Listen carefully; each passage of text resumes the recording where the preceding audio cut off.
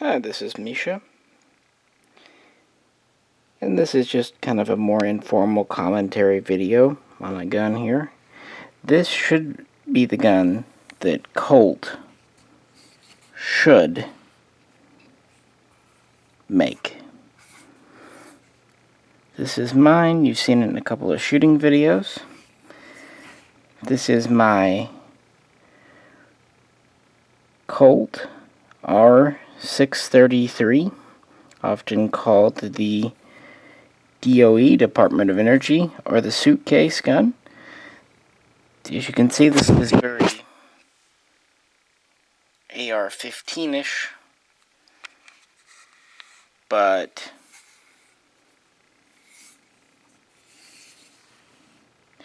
this is chambered for 9mm, 9x19, Luger, Parabellum, or NATO. So it's not 223 5.56. And really, the big difference between the 633 and the standard 635 is the barrel. The so-called 9mm SMG, or submachine gun, has a 10.5-inch barrel. So more or less standard front sight base, no gas system of course, standard carbine, AR15 style handguards. The DOE, on the other hand, has a shorter 7-inch barrel. You see it just protrudes right here. Not a threaded muzzle, that's correct. It's got a sling swivel here on this front plate that also acts as a hand stop. We've got kind of a special short, smooth handguard. And we have a front sight that folds over to make it more compact. Otherwise, our receivers and stuff are the same. We have an A1 style upper with this large deflector. Now, this can act as a brass deflector, sure, but it's really more of a gas deflector to keep blowback from happening. Now, obviously, 7 inches is well below the minimum length.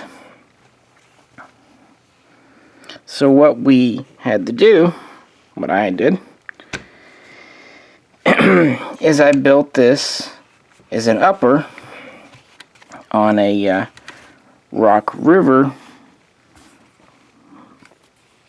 9mm lower. And I went with the Rock River because it takes original Colt mags and is purpose built as such. Everything here is Colt except this lower and the arm brace. This is, I'm going to have to juggle the camera. I'm going to try a thing where I can have hands free eventually, guys, but yeah, for right now, doing what I can do. We've got the SB3 adjustable collapsible arm brace. It's on this tube here. It does have the 2-piece buffer for 9mm. So the internals are all Colt. It's just I had to use the Rock River lower because Colt does not make a pistol lower of any type, 223 or 9mm. Unfortunately, they really should, because this would be a great pistol for them. You know people would love to have a Colt 7-inch. 7's a little ridiculous for 223. You kind of lose most of everything, but for 9mm, it's still a very usable barrel length and a good usable sight radius. This is just a fun, handy little gun, and it's very reliable.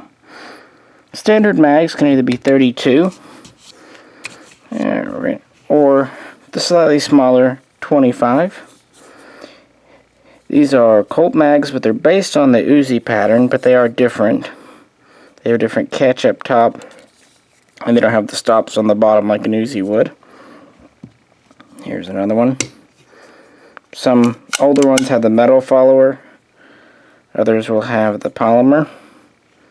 I usually kind of keep mine in a few different pouches. I've got the MP5 pouch here. But yeah, the Colt 633 was used by the Department of Energy. Very few of these as registered machine guns are available, and none were ever sold as semi-autos. Colt did do a 16-inch carbine version as a semi-auto, as the 6450. Later, they would do a different kind of band-compliant version as the 6430, and then an MT 6430. Later, they would reintroduce the 6450 as a post-band, and then most recently, they would do a 6951 as a flat top. All these have 16-inch. They would also do a semi-auto version as an SBR with a 10.5-inch barrel for law enforcement only. But they would never do a 7-inch semi-auto only. Of course, these are pretty well interchangeable, parts compatible, all that good stuff. So yeah, this is what I think Colt really should have done. I would love to have this on a Colt lower, but I'm not going to register it as an SBR. With the SB brace, it's every bit as practical and serviceable. Originally, the military, or I should say the DOE version, would have had a AR15 like Fiberlight type stock. These came out after the metal stocks were transitioned away from. But yeah, the original Colt 9mm SMG was in development, really ramped up in 1982 by Henry Tetreault, and then was released in 85, although some sources say 87. And has seen some modest success over the years. People like that it has the AR15 style controls, ergonomics. The U.S. Marine Corps did adopt the 10.5-inch version, and a few foreign militaries and quite a few police departments have adopted these either as semi-autos or select fires. Yeah, just wanted to kind of revisit one of my favorite little guns. It was a fun build. These uppers were sold off as surplus several years ago. They're getting kind of hard to find now, and they do use quite a few unique parts in the front, namely, of course, the barrel itself, this end piece, this folding front sight, these hand guards would be the most unique bits. Everything in the back is more or less standard Colt 9mm, although things like the buffer, the hammer, the bolt have changed over time. And actually the mags have changed a little bit, although mostly are backwards compatible. But yeah, just a fun little look here. I didn't feel like this belonged on the main channel since we've already visited this gun and this isn't really a history video.